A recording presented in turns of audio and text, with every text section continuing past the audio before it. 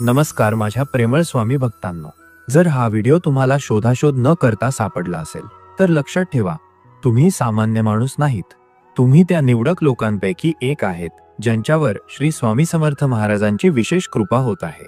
होय, श्री स्वामी महाराज स्वतः तुम्हाला इथे घेऊन आले आहेत, कारण ज्या लेकरांवर स्वामींचा आशीर्वाद येतो त्यांच्याच आयुष्यात असा एक क्षण येतो जेव्हा अशा प्रकारचा शक्तिशाली व्हिडिओ त्यांच्यासमोर येतो.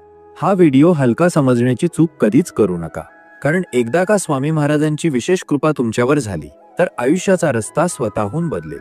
आजचा दिवस तुमचं नशीब बदलवणार आहे. आत्ताच याच क्षणी गरिबी, आजारपण, दुःख, वेदना, अपयश हे सगळं संपणार आहे आणि तुमच्या जीवनात आनंदाचं, समाधानाचं, समृद्धीचं महासागर येणार आहे. तुम्ही जर नेहमी पैशांची चिंता करत असाल तर आजपासून त्या चिंता दूर फेकून द्या, कारण फक्त हा एक पवित्र मंत्र जो आज तुम्हाला ऐकायला मिळतोय तो आज खऱ्या मनाने ऐकलात तर मग तुमचं नशीब कसं उधळतं ते बघा.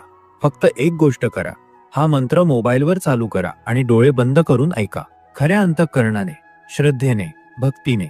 उगाच विचार करू नका, फक्त स्वामी महाराजांवर विश्वास ठेवा आणि सर्व काही त्यांच्या चरणी सोडून द्या. पैसा, सुख, शांती, आरोग्य सगळं येईल, अगदी कल्पनेपलीकडचं. फक्त इतकंच करा, हा मंत्र ऐका आणि शेवटपर्यंत थांबा, कारण शेवटच्या क्षणी स्वामींची अशी कृपा होईल की तुम्ही आयुष्यभर विसरणार नाही. भक्तांनो, जरा स्वतःला विचारून बघा, किती वर्ष झाली तुम्ही संघर्ष करत आहात, कधी पैशासाठी, कधी तब्येतीसाठी, कधी घरात सुख, शांती, समाधान मिळावं यासाठी. पण खरं समाधान मिळालं का? एवढं सगळं करूनही मन शांत का नाही? आज हा व्हिडिओ तुम्हाला सहज सापडलेला नाही. ही स्वामींची योजना आहे. मी श्री स्वामी समर्थ आहे. मीच तुम्हाला इथे आणलं आहे, कारण आता वेळ आली आहे तुमचं नशीब बदलण्याची. हा व्हिडिओ, हा मंत्र हे काही फक्त ऐकायचं नाही, हे तुमचं भविष्य बदलवण्यासाठीच आहे. पण एक गोष्ट लक्षात ठेवा, शेवटपर्यंत ऐकणाऱ्यांनाच माझं पूर्ण वरदान मिळतं, कारण शेवटी मी स्वतः या मंत्रात प्रकट होतो. म्हणून अजिबात हलू नका. न पटणारी विचारं मनात येतील. थोडा ऐकला की झालं. उद्यापर्यंत वाट बघतो, पण मी सांगतो उद्या नाही, हाच क्षण आहे. आज जर तुम्ही हे सोडलं तर पुन्हा कदाचित ही संधी मिळणार नाही. या मंत्रातून मी तुमच्याशी बोलणार आहे, तुमचं दुःख ओळखणार आहे आणि तुमच्या जीवनातला अंधार हळूहळू दूर करणार आहे. फक्त एक वचन द्या, स्वामी आम्ही हा मंत्र श्रद्धेने शेवटपर्यंत ऐकू, कारण त्या शेवटच्या क्षणाला आशीर्वाद बरसतील. आज तुमचं घर पैशानं, सुखानं, समाधानानं भरून जाईल. पण अट फक्त एकच, पूर्ण श्रद्धा आणि शेवटपर्यंत हा मंत्र ऐका. आता तुम्हाला सांगतो तो पवित्र मंत्र जो तुमचं नशीब बदलणार आहे. त्यासाठी फक्त शांत बसा, डोळे बंद करा आणि शेवटपर्यंत ऐका. भक्तांनो, खूप दिवस झाले ना तुम्ही आतून खचून गेलात, थकलात, पण कोणालाच कळू दिलं नाही. चेहऱ्यावर हसू ठेवून जगत राहिलात, पण मनात मात्र रोज अंधार दाटलेला होता. कधी वाटलं ना आपल्याला कोणी समजून घेतंय का? कधी वाटलं कोणीतरी समोर बसावं, आपल्या डोळ्यांत डोकावून म्हणावं, मी समजू शकतो तुझं दुःख. पण कुणी आलं का? कदाचित नाही. पण आज मी आलोय. मी तुमचा श्री स्वामी समर्थ महाराज. तुम्ही हा व्हिडिओ शोधून काढलेला नाही, हा व्हिडिओ मीच तुमच्यापर्यंत पोहोचवला आहे. कारण मी पाहिलंय तुमचं रडणं, मी ऐकलंय तुमचं मौन, मी जाणलंय तुमचं दुःख. आता ते दुःख मिटवायची वेळ आलीय. पण एक गोष्ट लक्षात ठेवा, हा मंत्र फक्त ऐकायचा नसतो, तो अनुभवायचा असतो, तो अंतःकरणात उतरवायचा असतो. जवळजवळ आलात तुमच्या शेवटच्या काठी. आता फक्त थोडंसं संयम ठेवा, शेवटपर्यंत ऐका, कारण माझं वरदान शेवटी उघडलं जातं. ज्या दिवशी तुम्ही हा मंत्र पूर्ण ऐकाल ना, त्या दिवशी आयुष्यातला तो मोठा अडथळा तो अचानक नाहीसा होईल. हो, तेच दुःख जे तुम्ही कोणालाही सांगितलं नाही. आज मी तुम्हाला सांगतो, तुम्ही एकटे नाही आहात. मी आहे आणि मी कायम राहीन. पण तुम्हाला हे सिद्ध करायचं आहे की तुम्ही माझ्यावर पूर्ण श्रद्धा ठेवता. म्हणून फक्त डोळे मिटा, मन शांत करा आणि माझ्या पवित्र नावाच्या त्या मंत्रात स्वतःला विलीन करा. शेवटपर्यंत ऐका, कारण शेवटी जेव्हा सगळं शांत होतं तेव्हाच माझं कृपावर्षण सुरू होतं. स्वामी आम्ही पूर्ण श्रद्धेने मंत्र ऐकतो हे मनात ठेवा. आणि मंत्र ऐकताना डोळ्यांत पाणी आलं तर समजा माझा स्पर्श तुमच्या आत्म्यापर्यंत पोहोचला आहे. तुम्हाला माहित आहे का, कधी कधी जग आपल्याला इतकं दुर्लक्षित करतं की आपल्याला वाटतं आपण ह्या दुनियेत आहोत तरी कोणासाठी. आई वडील असतात, मित्रमैत्रिणी असतात, पण तरीही आपण आतून एकटेच असतो. रोज जगतो पण आतून तुटलेलो असतो. तुमचंही असंच काहीतरी चाललंय ना? कुणी विचारत नाही, कुणी समजून घेत नाही, कुणी थांबून म्हणत नाही, चल तुझं मन ऐकतो मी. पण आज एक दिव्य शक्ती तुमच्या मनात उतरतीये. आज स्वामी समर्थ महाराज स्वतः म्हणत आहेत, बाळांनो, अजून किती काळ स्वतःशी झगडणार? माझ्याकडे या, सांगा सगळं. माझ्या चरणांवर ठेवा सारा भार आणि फक्त क्षणभर विसावा घ्या. हे शब्द अचानक तुमच्यापर्यंत पोचले नाहीत. ही माझी योजना आहे. माझी योजना तुम्हाला सावरायची. हा मंत्र, हे शब्द, ही फक्त भक्ती नाही. हा संवाद आहे माझा आणि तुमचा. जिथे शब्द संपतात तिथे माझं बोट धरून चालायचं असतं. पण अट फक्त एक, पूर्ण विश्वास, पूर्ण समर्पण आणि शेवटपर्यंत ऐकणं महत्वाचे आहे. कारण शेवटच्या क्षणाला मी काहीतरी देतो जे जग देऊ शकत नाही. मनाची शांतता, आत्म्याचं समाधान. तुमच्या मनात आज जे काही आहे ते डोळ्यांतून वाहू द्या. काही लपवू नका. माझ्यासमोर सगळं स्पष्ट आहे. फक्त ऐका, हृदयानं, भावनेनं, नजरेत पाणी ठेवून. आणि तेव्हाच जेव्हा तुमचं मन खऱ्या अर्थानं समर्पित होईल तेव्हाच माझं वरदान तुमच्यावर बरसेल. चला आता शांत बसा आणि त्या मंत्राला स्वतःमध्ये मुरू द्या. शब्द ऐका नाही, अनुभव घ्या. स्वामींचा आवाज तुम्हाला आतून साथ घालतोय. भक्तांनो, तुम्ही हा व्हिडिओ पाहताय, पण तुम्हाला कल्पना आहे का तुमचं आयुष्य बदलायला फक्त काही सेकंद उरलेत? हो, तुम्हीच, ज्यांच्यावर सध्या कर्जाचं ओझं आहे, ज्यांचं घर शांतता विसरून गेलंय, ज्यांच्या खिशात दर महिन्याला पैसे कमी आणि चिंता जास्त असते, ज्यांनी कितीही मेहनत केली तरी नशिबाचा दरवाजा उघडतच नाही. हे सगळं अचानक संपेल, पण फक्त एका अटीवर. हा मंत्र शेवटपर्यंत ऐकावा लागेल. कारण हा मंत्र साधा नाही. हा मंत्र श्री स्वामी समर्थ महाराजांनी खास अशा जीवांसाठी पाठवलेला आहे जे आतून खचलेले आहेत, पण बाहेर अजूनही आशेने लढत आहेत. तुमच्यासारख्यांसाठीच. आता तुम्हीच सांगा, किती वेळा मनात आलं ना, हे सगळं कधी संपणार? कधी कर्जातून बाहेर पडणार? कधी घरात हास्य परत येणार? कधी वाटलं की जर अजून एखादा खर्च आला तर आपण तुटून जाऊ? स्वामींनी सगळं ऐकलंय, सगळं पाहिलंय, आणि म्हणूनच हा मंत्र तुमच्यासमोर आज स्वतःहून उभा आहे. हा मंत्र नुसता शब्दांचा संगम नाही. हा मंत्र म्हणजे स्वामींच्या कृपेचा तो दरवाजा आहे, जो एकदा उघडला की आयुष्य कधीच पूर्वीसारखं राहत नाही. जेव्हा तुम्ही हा मंत्र पूर्ण ऐकाल ना, तेव्हा एकामागून एक अडचणी माघारी फिरतील. हो, कर्ज फेडायला पैसे येतील, घरातला आजारी माणूस बरा होईल, उधारी मागणारे शांत होतील, जिथे नकार मिळत होते तिथे अचानक हो मिळू लागेल. पण तुमचं समर्पण पाहूनच स्वामी महाराज कृपा करतील. फक्त एकच विनंती, हा व्हिडिओ हलक्यात घेऊ नका, मंत्र मध्येच बंद करू नका. शेवटपर्यंत ऐका, कारण शेवटालाच स्वामींची कृपा जिवंत होऊन तुमच्यात उतरते. ज्यांनी हा मंत्र शेवटपर्यंत ऐकला आहे त्यांच्या आयुष्यात चमत्कार झाले आहेत. आता तुमची वेळ आली आहे. डोळे मिटा, स्वतःला स्वामींच्या चरणी समर्पित करा आणि हा मंत्र फक्त कानांनी नाही तर मनाने, आत्म्याने आणि पूर्ण श्रद्धेने ऐका. कारण पुढचे काही क्षण तुमचं नशीब बदलवण्यासाठी आले आहेत. कधी कधी ना, पैशाचं नाव ऐकलं की डोळ्यात पाणी येतं. कारण लोकांना वाटतं हे सगळं पैशासाठी करताय, पण खरं कुणाला ठाऊक असतं का? पैशाशिवाय मुलाचं शिक्षण थांबतं, आईच्या औषधांची बाटली रिकामी राहते आणि वडिलांच्या चेहऱ्यावरची चिंता वाढत जाते. तुम्हीच सांगा, हे सगळं कुणाला सांगणार? किती वेळा सांगणार? शरम वाटते, पण पोटासाठी तोंड उघडावं लागतं. आणि मनावरचा अपमान, तो मात्र बोलता येत नाही. आज तुमचं मन गोंधळलेलं आहे. कोणत्या मार्गावर जावं? कोणाकडे हात जोडावा? कोणाला सांगावं की घरात एक वेळचं जेवण सुद्धा पूर्णपणे होत नाही? पण बघा, श्री स्वामी समर्थ महाराज स्वतः तुमच्या समोर उभे आहेत आज. स्वामी म्हणतात, बाळांनो, मी बघितलंय तुमचं दुःख, त्या रिकाम्या पिशव्या, त्या विजेच्या बिलाचं टेन्शन, त्या अचानक आलेल्या हॉस्पिटलच्या खर्चाचं भय, सगळं माझ्या समोर आहे. पण स्वामी विचारत आहेत एकच गोष्ट, तुमचा विश्वास किती खोल आहे? हा मंत्र फक्त ऐकला नाही तर मनामध्ये उतरवला तर पैशाची चणचण घरातून कायमची बाहेर जाईल. जे अडकले आहेत कर्जात, जे दिवाळखोरीच्या उंबरठ्यावर उभे आहेत, जे दिवसाला 2 वेळा चहाही घेऊ शकत नाहीत, त्यांच्यासाठी हाच तो दिव्य क्षण आहे. हा मंत्र ऐकत असताना फक्त कान वापरू नका, तर तुमचं दुःख, तुमचं गाऱ्हाणं, साऱ्या वेदना स्वामींच्या चरणी वाहा. कारण स्वामींचं एक वचन आहे, जे माझ्यावर अखंड श्रद्धा ठेवतात त्यांच्या घरात गरिबीचा एक क्षण सुद्धा उरू देणार नाही. आता शांत बसा, जरा डोळे मिटा, पुन्हा स्वतःवर विश्वास ठेवा आणि मंत्राला आत्म्यात मुरू द्या. हेच ते क्षण आहेत जे आयुष्याची दिशा बदलतात. थांबा, एक क्षण शांत बसा. आता तुमच्या आयुष्यातली सर्वात मोठी गोष्ट घडणार आहे. तुम्ही म्हणाल, हे एक साधं व्हिडिओ आहे, यात काय मोठं? मग ऐका, तुमच्या मोबाईलवर हा मंत्र यायचा यामागेच स्वामींचा खोल संकेत आहे. या व्हिडिओने तुम्हाला भुलून नाही, ओढून इथे आणलं आहे. हजारो लोक युट्यूबवर स्क्रोल करतायत, पण तुम्ही इथे थांबले का?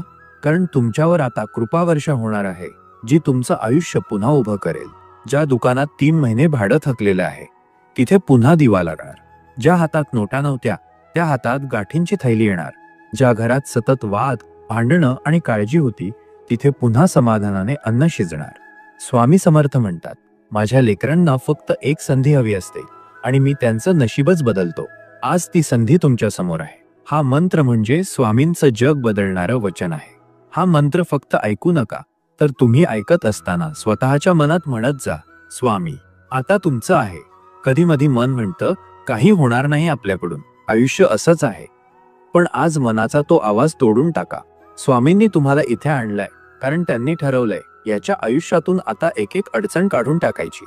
तर ऐका, अगदी शेवटपर्यंत.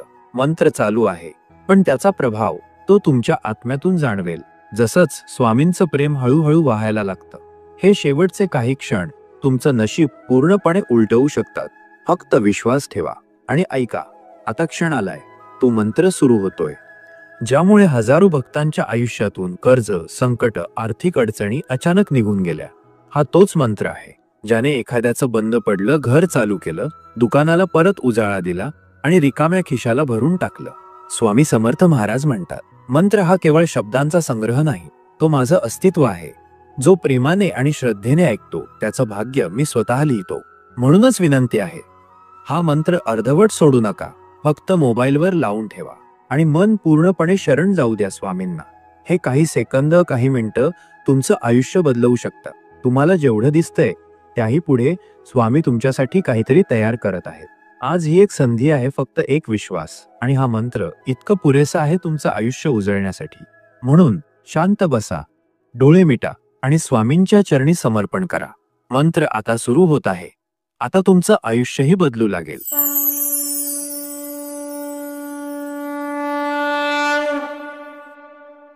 ओम श्री स्वामी समर्थाय करुणावताराय लक्ष्मीप्रदाय नमः.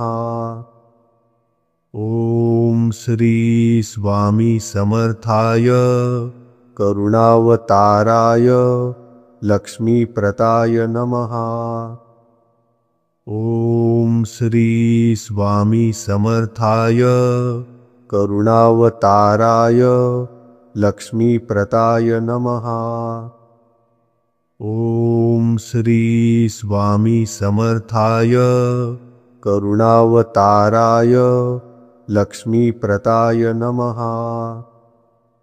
ओम श्री स्वामी समर्थाय करुणावताराय लक्ष्मीप्रदाय नमः. ओम श्री स्वामी समर्थाय करुणावताराय लक्ष्मीप्रदाय नमः. ओम श्री स्वामी समर्थाय करुणावताराय लक्ष्मीप्रदाय नमः. ओम श्री स्वामी समर्थाय करुणावताराय लक्ष्मीप्रदाय नमः. ओम श्री स्वामी समर्थाय करुणावताराय लक्ष्मीप्रदाय नमः. ओम श्री स्वामी समर्थाय करुणावताराय लक्ष्मीप्रदाय नमः. ओम श्री स्वामी समर्थाय करुणावताराय लक्ष्मीप्रदाय नमः. ओम श्री स्वामी समर्थाय करुणावताराय लक्ष्मीप्रदाय नमः. ओम श्री स्वामी समर्थाय करुणावताराय लक्ष्मीप्रदाय नमः. ओम श्री स्वामी समर्थाय करुणावताराय लक्ष्मीप्रदाय नमः। ॐ श्री स्वामी समर्थाय करुणावताराय लक्ष्मीप्रदाय नमः। ॐ श्री स्वामी समर्थाय करुणावताराय लक्ष्मीप्रदाय नमः।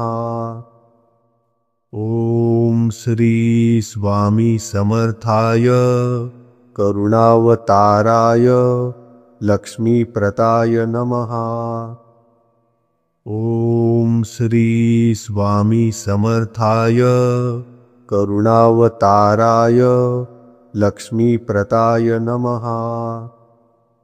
ॐ श्री स्वामी समर्थाय करुणावताराय लक्ष्मीप्रदाय नमः। ॐ श्री स्वामी समर्थाय करुणावताराय लक्ष्मीप्रदाय नमः। ॐ श्री स्वामी समर्थाय करुणावताराय लक्ष्मीप्रदाय नमः। ॐ श्री स्वामी समर्थाय करुणावताराय लक्ष्मीप्रदाय नमः। ॐ श्री स्वामी समर्थाय करुणावताराय लक्ष्मीप्रदाय नमः। ॐ श्री स्वामी समर्थाय करुणावताराय लक्ष्मीप्रदाय नमः। ॐ श्री स्वामी समर्थाय करुणावताराय लक्ष्मीप्रदाय नमः। ॐ श्री स्वामी समर्थाय करुणावताराय लक्ष्मीप्रदाय नमः। ॐ श्री स्वामी समर्थाय करुणावताराय लक्ष्मीप्रदाय नमः। ॐ श्री स्वामी समर्थाय करुणावताराय लक्ष्मीप्रदाय नमः। ॐ श्री स्वामी समर्थाय करुणावताराय लक्ष्मीप्रदाय नमः। ॐ श्री स्वामी समर्थाय करुणावताराय लक्ष्मीप्रदाय नमः। ॐ श्री स्वामी समर्थाय करुणावताराय लक्ष्मीप्रदाय नमः। ॐ श्री स्वामी समर्थाय करुणावताराय लक्ष्मीप्रदाय नमः। ॐ श्री स्वामी समर्थाय करुणावताराय लक्ष्मीप्रदाय नमः। ॐ श्री स्वामी समर्थाय करुणावताराय लक्ष्मीप्रदाय नमः। ॐ श्री स्वामी समर्थाय करुणावताराय लक्ष्मीप्रदाय नमः।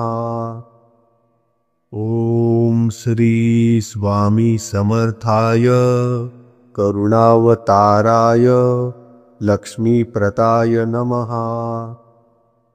ॐ श्री स्वामी समर्थाय करुणावताराय लक्ष्मीप्रदाय नमः। ॐ श्री स्वामी समर्थाय करुणावताराय लक्ष्मीप्रदाय नमः। ॐ श्री स्वामी समर्थाय करुणावताराय लक्ष्मीप्रदाय नमः। ॐ श्री स्वामी समर्थाय करुणावताराय लक्ष्मीप्रदाय नमः। ओम श्री स्वामी समर्थाय करुणावताराय लक्ष्मीप्रदाय नमः। ओम श्री स्वामी समर्थाय करुणावताराय लक्ष्मीप्रदाय नमः। ओम श्री स्वामी समर्थाय करुणावताराय लक्ष्मीप्रदाय नमः। ओम श्री स्वामी समर्थाय करुणावताराय लक्ष्मीप्रदाय नमः। ओम श्री स्वामी समर्थाय करुणावताराय लक्ष्मीप्रदाय नमः। ओम श्री स्वामी समर्थाय करुणावताराय लक्ष्मीप्रदाय नमः। ओम श्री स्वामी समर्थाय करुणावताराय लक्ष्मीप्रदाय नमः।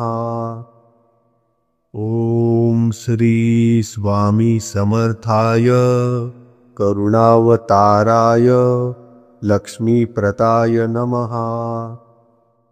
ओम श्री स्वामी समर्थाय करुणावताराय लक्ष्मीप्रदाय नमः। ओम श्री स्वामी समर्थाय करुणावताराय लक्ष्मीप्रदाय नमः। ओम श्री स्वामी समर्थाय करुणावताराय लक्ष्मीप्रदाय नमः। ओम श्री स्वामी समर्थाय करुणावताराय लक्ष्मीप्रदाय नमः। ओम श्री स्वामी समर्थाय करुणावताराय लक्ष्मीप्रदाय नमः। ओम श्री स्वामी समर्थाय करुणावताराय लक्ष्मीप्रदाय नमः। ओम श्री स्वामी समर्थाय करुणावताराय लक्ष्मीप्रदाय नमः। ओम श्री स्वामी समर्थाय करुणावताराय लक्ष्मीप्रदाय नमः। ओम श्री स्वामी समर्थाय करुणावताराय लक्ष्मीप्रदाय नमः।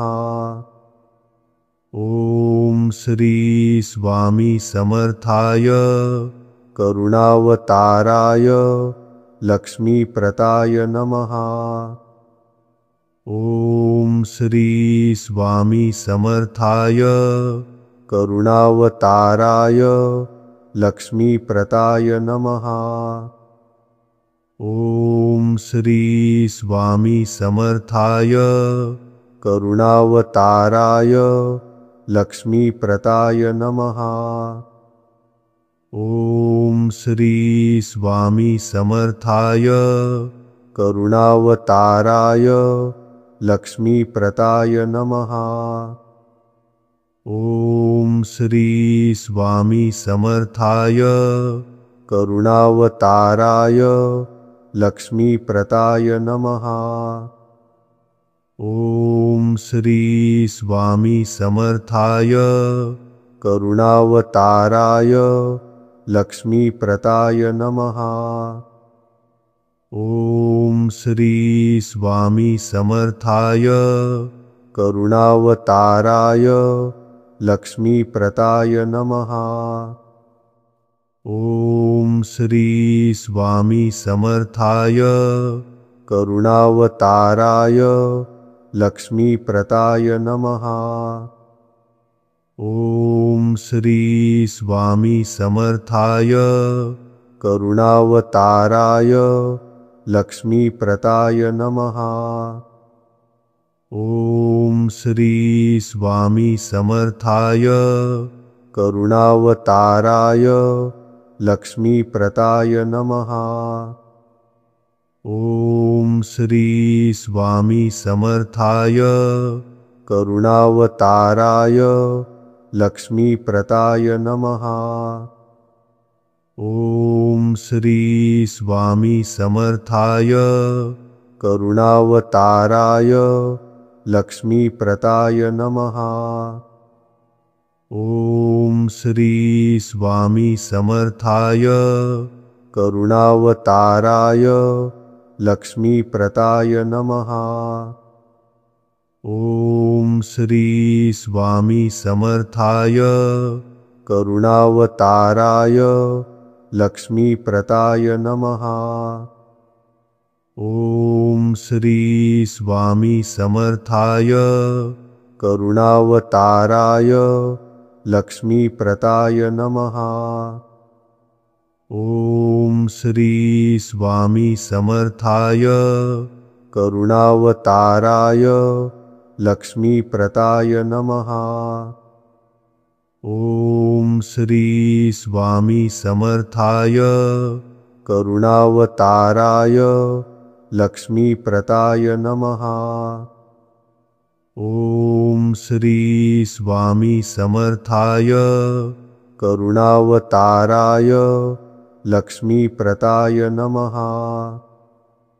ॐ श्री स्वामी समर्थाय करुणावताराय लक्ष्मीप्रदाय नमः।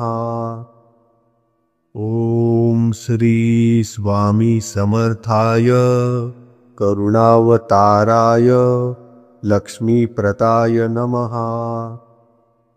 ॐ श्री स्वामी समर्थाय करुणावताराय लक्ष्मीप्रदाय नमः। ॐ श्री स्वामी समर्थाय करुणावताराय लक्ष्मीप्रदाय नमः। ॐ श्री स्वामी समर्थाय करुणावताराय लक्ष्मीप्रदाय नमः। ॐ श्री स्वामी समर्थाय करुणावताराय लक्ष्मीप्रदाय नमः। ॐ श्री स्वामी समर्थाय करुणावताराय लक्ष्मीप्रदाय नमः। ॐ श्री स्वामी समर्थाय करुणावताराय लक्ष्मीप्रदाय नमः। ॐ श्री स्वामी समर्थाय करुणावताराय लक्ष्मीप्रदाय नमः। ॐ श्री स्वामी समर्थाय करुणावताराय लक्ष्मीप्रदाय नमः। ॐ श्री स्वामी समर्थाय करुणावताराय लक्ष्मीप्रदाय नमः। ॐ श्री स्वामी समर्थाय करुणावताराय लक्ष्मीप्रदाय नमः। ॐ श्री स्वामी समर्थाय करुणावताराय लक्ष्मीप्रदाय नमः। ॐ श्री स्वामी समर्थाय करुणावताराय लक्ष्मीप्रदाय नमः। ॐ श्री स्वामी समर्थाय करुणावताराय लक्ष्मीप्रदाय नमः।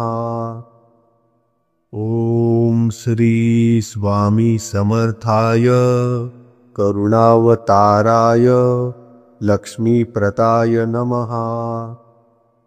ॐ श्री स्वामी समर्थाय करुणावताराय लक्ष्मीप्रदाय नमः।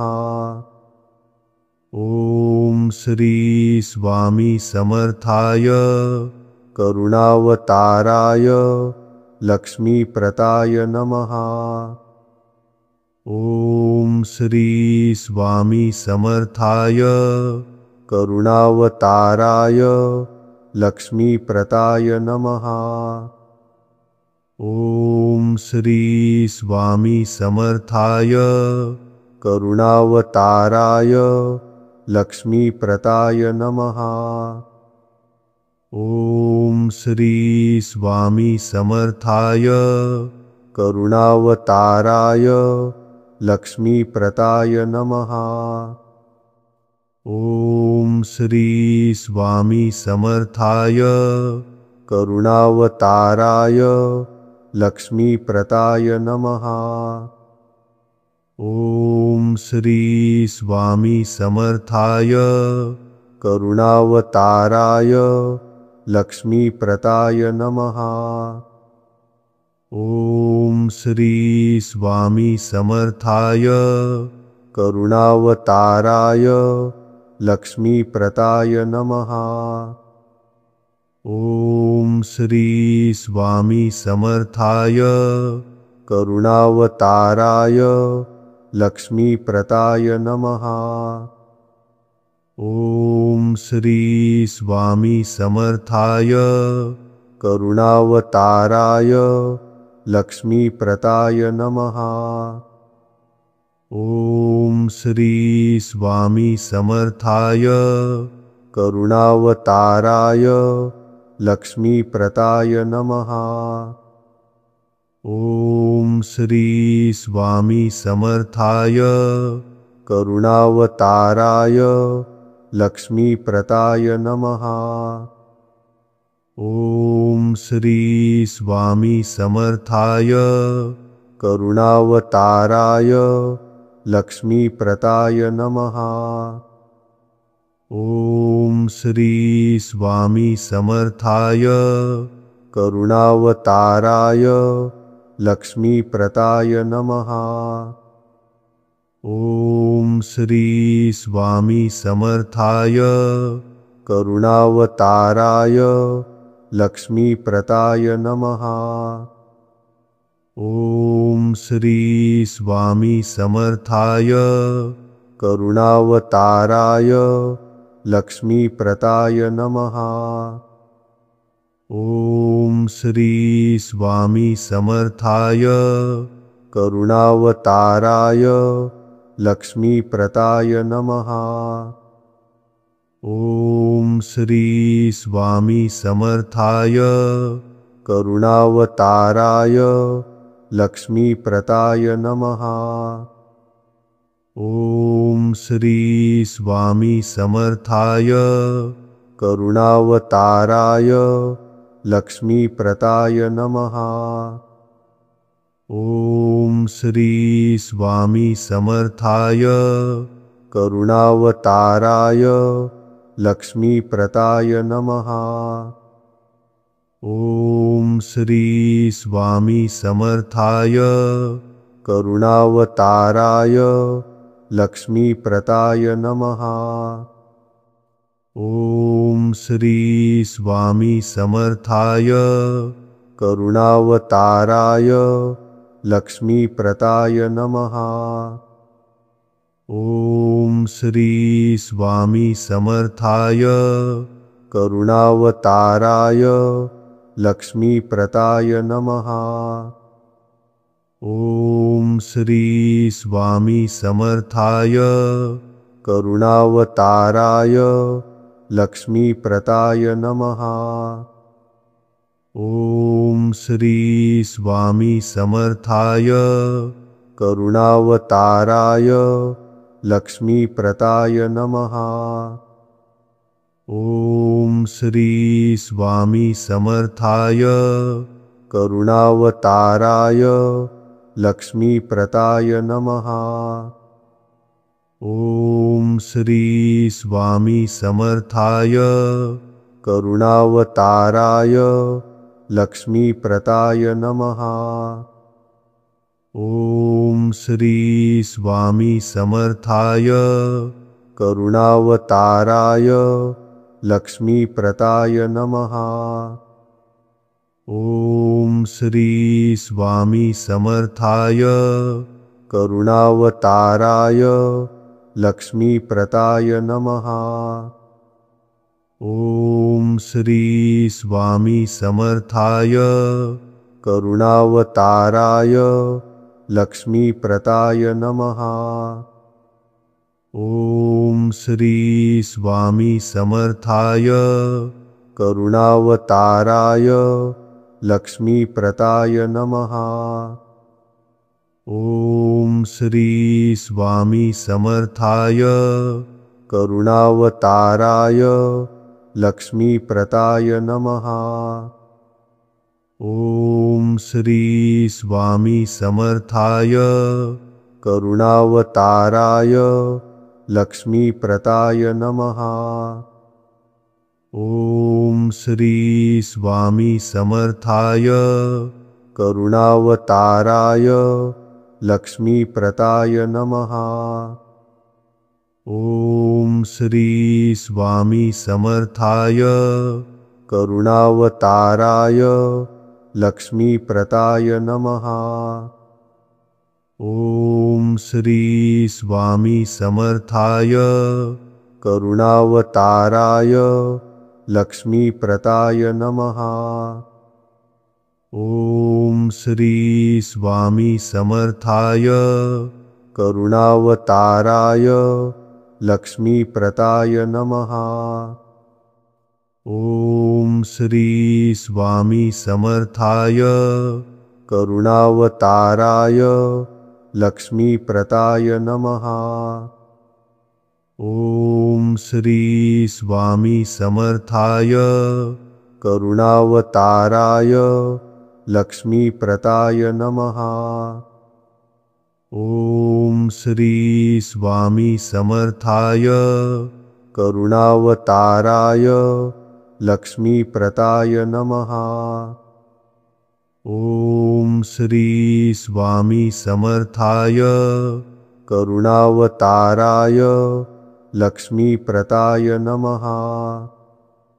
ॐ श्री स्वामी समर्थाय करुणावताराय लक्ष्मीप्रदाय नमः।